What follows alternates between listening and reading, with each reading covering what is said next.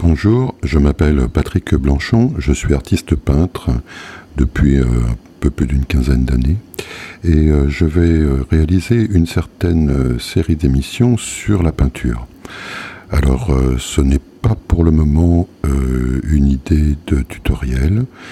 Je n'ai pas envie d'apprendre la technique aux gens tout de suite. Moi, ce qui m'intéresse plutôt, c'est la motivation des gens par rapport à l'idée de peinture. Voilà, pourquoi est-ce qu'on prend un pinceau et que d'un seul coup, on se met à peindre.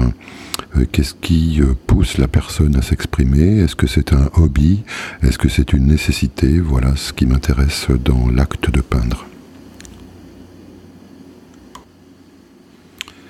Donc, qu'est-ce qui pousse quelqu'un à prendre un pinceau et à s'installer devant un chevalet et à placer des couleurs sur une toile? Alors, je parle d'une toile, mais ça pourrait être une feuille de papier, ça pourrait être, au lieu d'un pinceau, un crayon, parce que le dessin et la peinture sont étroitement liés dans mon idée. Est-ce qu'on va faire ça pour s'amuser, c'est-à-dire un hobby? Quelle va être la motivation derrière? Est-ce qu'on a envie de ça pour s'amuser, pour se donner un peu le challenge, à savoir est-ce qu'on va pouvoir réaliser quelque chose? Ça peut être une copie, par exemple, d'un dessin qu'on a bien aimé, d'une peinture qu'on a bien aimée. Ça peut être aussi peut-être des effets thérapeutiques, on se sent pas bien et on a envie d'exprimer quelque chose qui pousse à l'intérieur et on prend de quoi le faire, voilà.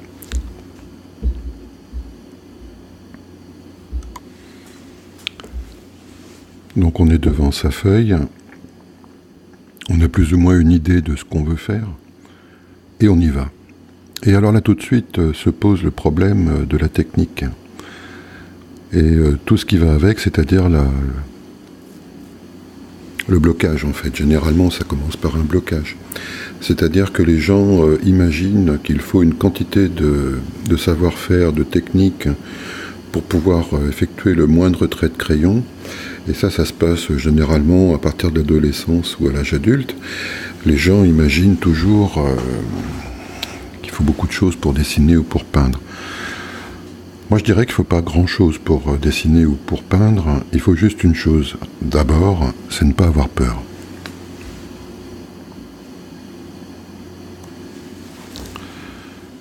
Alors, la peur, elle est toujours là. Même après 15 ans de travail, je ne peux pas m'empêcher d'avoir peur dès que je commence une toile. Donc ça, c'est pour la peur, que tout le monde soit bien d'accord. Elle est toujours là. Il y a un enjeu quand on dessine ou qu'on peint qui se situe dans l'idée de réussir ou d'échouer. Voilà. Donc, moi, ce que je propose, c'est que vous échouiez beaucoup, régulièrement, de façon à vous habituer à l'échec. Et ça vous permettra d'aller beaucoup plus loin dans l'idée de peinture. Parce qu'en fait, on réussit jamais un tableau complètement. Voilà. Alors, cette notion de réussite ou d'échec, elle est logée en nous depuis l'enfance. On nous a conditionnés, en fait, avec ces notions d'échec et de réussite, d'avoir une bonne note ou une mauvaise note. Et du coup, on a toujours peur d'avoir une mauvaise note, ce qui est logique. En peinture, vaut mieux avoir plein de mauvaises notes. Je vous conseille vraiment d'avoir plein de mauvaises notes au début parce que si vous avez des bonnes notes trop vite, vous allez vous prendre le chou-fleur. Vous allez avoir le melon et du coup, ça restera superficiel. Alors bon, on peut prendre des choses pour les copier, par exemple, et puis à force d'observation, à force de technicité, s'approcher au plus près d'une œuvre déjà réalisée. Mais c'est pas vous qui aurez fait la composition, c'est pas vous qui aurez fait le choix des couleurs à la base, donc c'est pas votre tableau en fait. Vous aurez été un copiste servile et vous pourrez en être content parce qu'il n'y a pas de mal à copier des maîtres que vous aimez bien. Si vous voyez un tableau, même une photographie sur Internet par exemple qui vous plaît, vous pouvez essayer de la reproduire en noir et blanc ou bien en couleur. Le problème, il ne se situe pas dans dans le sujet, en fait. Vous pouvez prendre un pot de fleurs, vous pouvez prendre votre chat, vous pouvez prendre n'importe quoi. Tout est réalisable à condition de prendre le temps de le faire, d'avoir l'envie de le faire. L'idée, si vous voulez, c'est qu'on se dit toujours, j'ai pas assez de technique, donc je vais apprendre. Alors moi, je vais vous raconter une anecdote concernant la photo. La photo, la peinture, c'est toujours pareil. Et donc, je faisais partie d'un club photo. J'animais un club photo à une époque à Nanterre, dans une maison des jeunes, je crois. Enfin, je me rappelle plus vraiment. Et donc, il y avait un petit groupe de photographes qui étaient là. Et tout le monde passait son temps à se regarder l'objectif, hein, si vous voulez. C'est-à-dire que, mon zoom, il est plus lumineux que le tien, etc. Ouais, enfin, tout un tas de détails techniques, hein, en fait, qui avaient peut-être leur importance, mais quand on regardait les photos, au bout du compte, on se rendait pas bien compte de l'importance de l'ouverture du zoom, quoi, en fait. Il n'y avait pas vraiment d'impact là-dessus. Et les gens se réfugiaient, si vous voulez, dans la technique. J'en ai vu qui limaient leur passe-vue pendant des heures, de manière à voir vous savez, le petit bord noir que Cartier-Bresson a institué un petit peu, pour montrer qu'il recadrait jamais ses photos. Alors bon, Cartier-Bresson, ok, un grand photographe et tout, mais n'est pas Cartier-Bresson qui veut, et puis Cartier-Bresson, il a bien commencé comme tout le monde, à se gourer, et puis certainement à pas faire ce qu'il voulait dès le départ. Donc l'histoire du bord noir, ça préoccupait tous ces gens, et j'en ai eu ras-le-bol. À un moment donné, j'ai dit, sortez de cette salle, sortez du labo, sortez dans la rue, allez faire des photos. C'est ça qui compte, c'est de photographier le monde, d'avoir des photos dans votre boîte et puis de venir les tirer. Après, la technique, bon sang, laissez-la à des professionnels à la limite. Il y a des gens qui se débrouillent très bien, qui sont payés pour ça, et faites vos photos.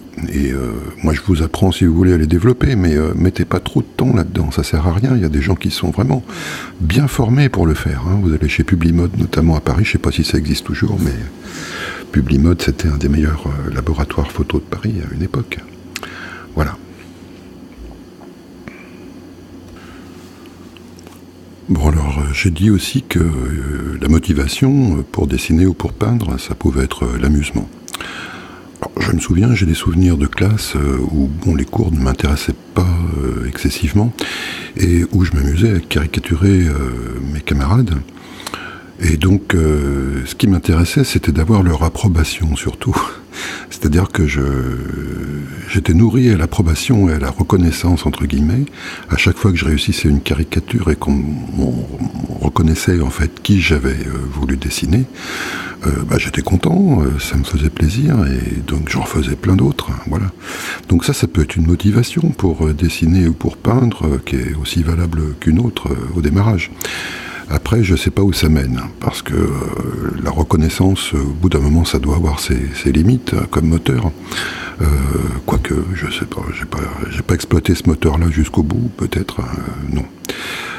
J'ai encore besoin de reconnaissance, hein. J'ai pas dit que j'en avais pas besoin, mais voilà, c'est pas le moteur principal. Alors j'ai évoqué également des besoins thérapeutiques, pardon. Alors les besoins thérapeutiques, effectivement, quand on se sent pas bien, c'est qu'il y a un trop plein quelque part ou un trop vide, on ne sait pas, et du coup on se retrouve à avoir envie d'exprimer quelque chose. Enfin moi ça m'arrive souvent. Je me sens pas bien, il faut que je l'exprime, quoi. Je suis comme ça, alors ça peut être sur du texte, hein, j'écris quand même pas mal, et ça peut être aussi en peinture. En peinture, l'état d'esprit du peintre compte beaucoup, hein. Si je me suis levé du bon pied, tant mieux, puis si je me suis pas levé du bon pied, tant pis, voilà.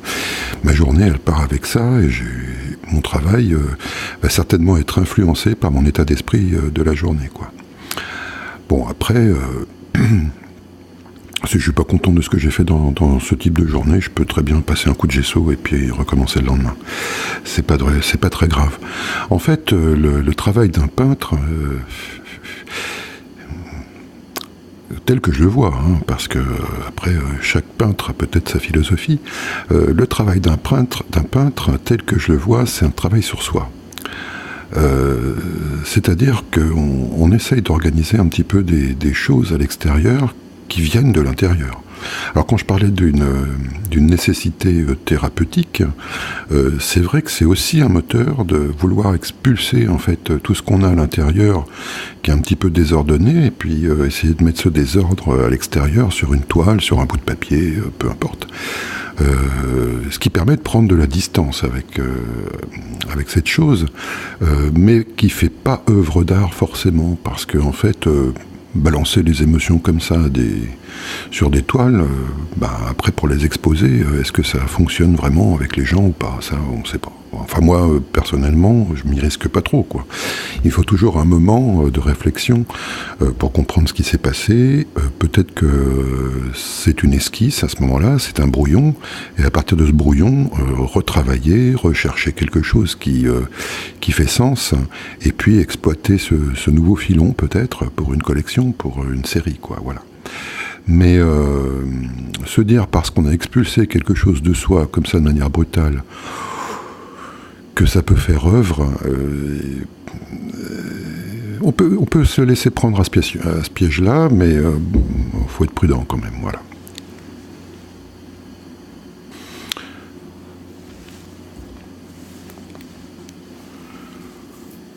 Donc, si je refais un petit peu le bilan de ce que j'ai dit, on a plusieurs pistes en fait pour aller s'installer devant un bout de papier ou une toile et puis prendre un crayon, un pinceau et rentrer dans la peinture. On a l'amusement, on a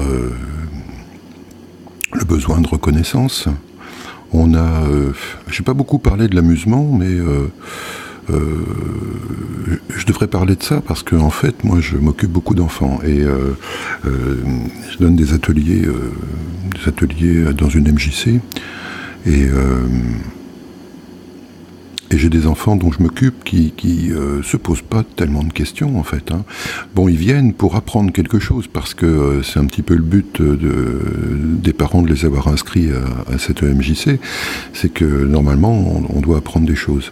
Mais je vais vous dire en aparté, moi j'apprends plus de choses des enfants que eux doivent en apprendre de moi, parce qu'ils ont déjà tout ce qu'il faut pour faire de la peinture. Ils ont la spontanéité, ils se posent pas de questions, les couleurs, ça vient comme ça vient, et souvent ça vient bien mieux que des gens qui réfléchissent des fois. Hein. J'ai des œuvres réalisées par les enfants qui sont niveau Picasso fin de vie, vous voyez. Donc Picasso, qui a quand même été un sacré bon dessinateur, un sacré grand peintre dès sa jeunesse, et puis qui a fait un virage à 360 degrés à un moment donné, qui s'est dit, de faire des super tableaux bien peints, etc., ça intéresse plus les gens comme avant, je vends rien, quoi. Il vendait pas, le pauvre. Où il vendait pas bien, où il s'en sortait pas, et d'un seul coup, il est parti dans l'art moderne. Il a commencé à faire des femmes complètement biscornues, et puis ça a attiré l'œil des collectionneurs, toujours étrange. Mais bon, voilà, donc Picasso, fin de vie, c'est des dessins d'enfants. C'est-à-dire retour à la spontanéité, retour au jaillissement, plus poser de questions avec le mental. Alors le mental, j'en ai pas trop parlé encore, mais c'est bien lui qui nous pose le plus de problèmes. C'est-à-dire qu'on fait quelque chose et on essaye de comprendre ce qu'on fait. Et des fois, on essaye de comprendre ce qu'on veut faire avant de le faire. Alors là, ça devient compliqué en diable. Non, les enfants, ils se posent pas toutes ces questions. Ils prennent leur crayon, ils dessinent.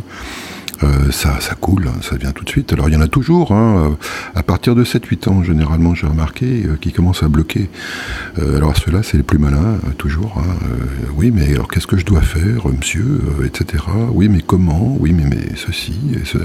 Voilà, le début des questions, ça commence à peu près vers l'âge de 7-8 ans, l'âge qu'on appelle de raison. Et puis là, les problèmes commencent parce que, ça y est... on dit on réfléchit et on n'est plus dans la spontanéité. Voilà, il faut beaucoup d'entraînement pour revenir à cette spontanéité. Oui, après on a le choix, si vous voulez, de repasser un permis de conduire, donc de faire une école de beaux-arts ou prendre des cours, par exemple. Donc c'est un peu l'équivalent de repasser un permis de conduire, enfin de passer un permis de conduire pour apprendre à conduire. Et puis c'est laborieux, on se remet dans une situation de vulnérabilité, de faiblesse, on a un tas de choses comme ça qui se produisent, on rate, rater, alors là c'est obligatoire. Même avec un bon prof, et je pense que surtout un bon prof va vous emmener à rater, parce que sinon, je vois pas l'intérêt de prendre un prof. Enfin, bref, on reviendra là-dessus, parce que c'est important. Donc il faut rater, et il faut caler, il faut se gourer pour faire des créneaux. Bon, je dis pas qu'il faut faire du froissement de tôle, hein, mais bon, pas loin quand même, hein, pour comprendre, en fait, comment fonctionne... comment conduire une voiture. Et puis une fois qu'on a eu son petit bout de papier rose, qu'on part dans la nature, au bout d'un moment, on peut fumer sa clope, on peut écouter la radio, on peut discuter avec ses amis, on peut faire un tas de choses dans une voiture finalement, sans porter son attention véritablement sur la conduite. Alors ça va pas plaire... aux autorités compétentes, hein, parce qu'ils nous demandent bien de porter une attention vigilante à la conduite. Mais c'est vrai qu'on est souvent dans ses pensées quand on conduit, on regarde la route et puis on n'est pas vraiment là, quoi. On est là et pas vraiment là. Voilà. Et c'est cet état, en fait, où on devient compétent dans quelque chose. On a appris laborieusement à conduire, et puis d'un seul coup, on lâche prise. On peut, je vous dis, fumer une clope, mâcher un chewing-gum, faire ce qu'on veut. Et la peinture, c'est un peu pareil. C'est-à-dire que si on perd cette spontanéité qu'on a à l'enfance, et on la perd tous, hein, plus ou moins, c'est difficile après de remettre le pied à l'étrier. Et on repasse par toute une période d'apprentissage difficile, parfois, laborieuse, avec, je dirais même, une régularité obligatoire dans le dessin ou dans la peinture, c'est-à-dire le faire tous les jours, ne serait-ce qu'un quart d'heure, une demi-heure par jour, mais de le faire tous les jours. Pourquoi ? Parce que vous vous posez l'habitude de dessiner ou de peindre, ça vous devient une nécessité. Une habitude, au bout d'un moment, vous pouvez plus vous en passer, c'est une habitude, c'est bien le truc de l'habitude, quoi.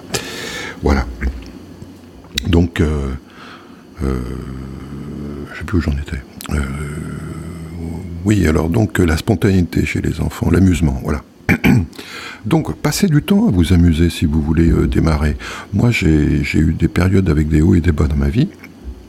Et à un moment donné où j'étais fatigué d'écrire, parce que j'écrivais beaucoup à une époque, je me suis dit stop, je pose mon stylo, et hop, je m'achetais de la gouache, et puis je vais me remettre à peindre. Et j'étais dans une petite pièce, hein, voilà, j'avais pas beaucoup d'espace, hein, et avec une jolie table ronde par contre. Et là j'ai fait des petits formats, et puis je me suis dit tiens, allez, je vais revenir un peu en enfance. Et du coup j'étais énormément surpris par ce que j'arrivais à sortir. C'est-à-dire en n'y pensant pas, en étant dans l'amusement, en étant dans quelque chose de pas grave en fait, hein, voilà. Et j'ai sorti des choses magnifiques qui me regardaient. Je les posais sur une cheminée à un moment donné pour regarder l'ensemble, et ça me regardait. Je ne sais pas si vous comprenez ce que ça veut dire, ça me regardait, c'est-à-dire que ça me causait. C'était des choses qui vraiment m'apprenaient quelque chose sur moi, voilà. Donc l'amusement peut mener à quelque chose de très sérieux finalement.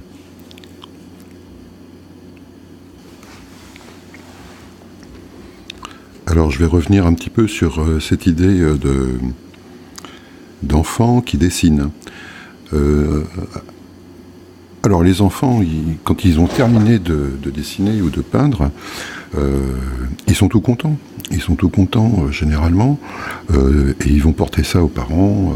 Tiens maman, j'ai fait un dessin, je te l'offre, voilà.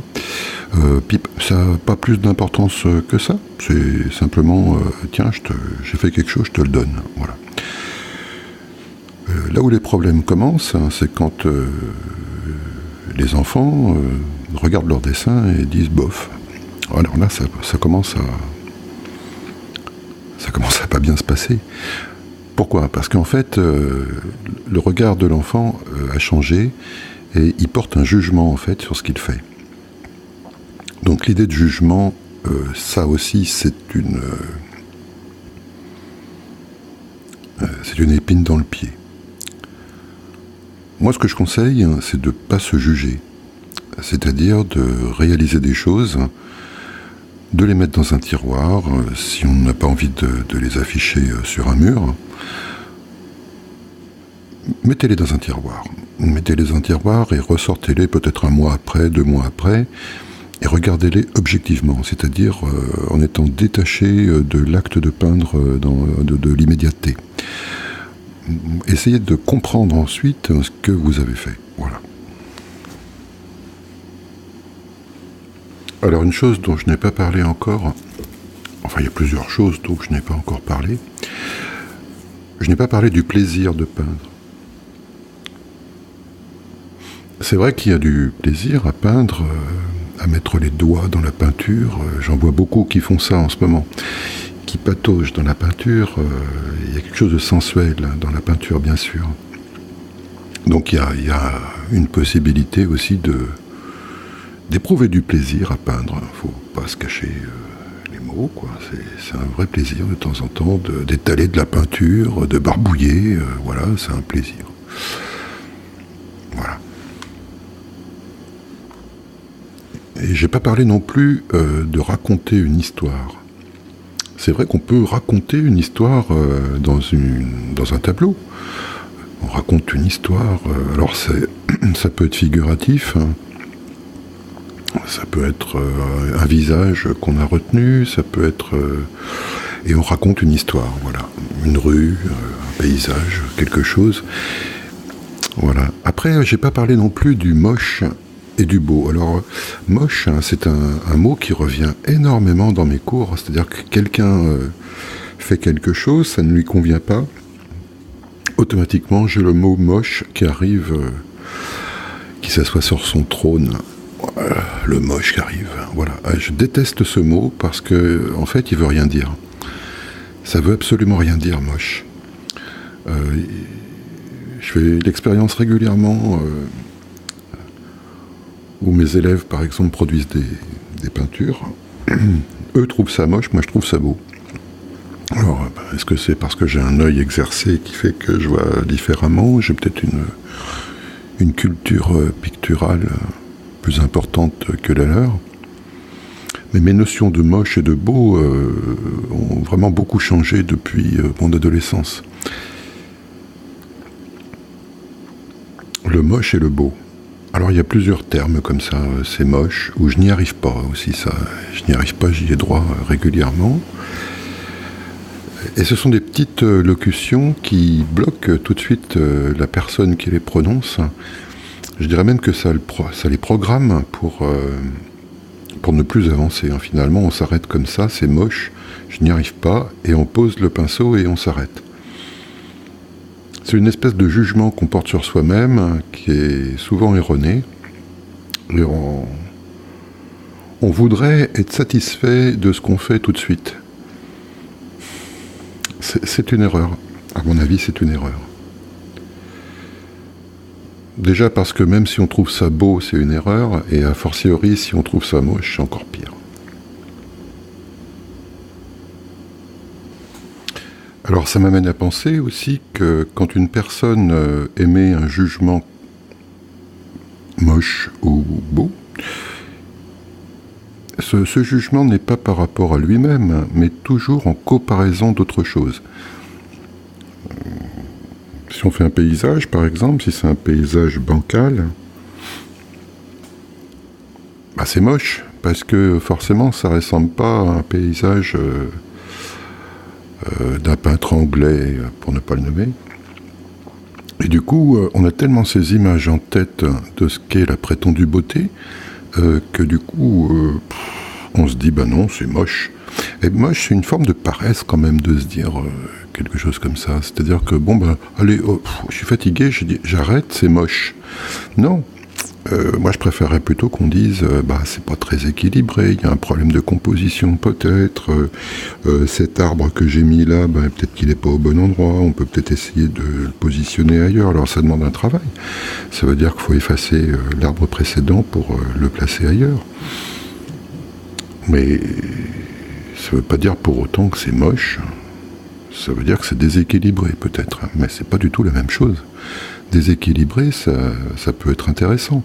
Si je regarde par exemple les tableaux d'un peintre qui s'appelle Soutine, Regardez ces paysages, notamment des paysages provençaux, je crois, où vous avez des villages complètement tordus dans tous les sens.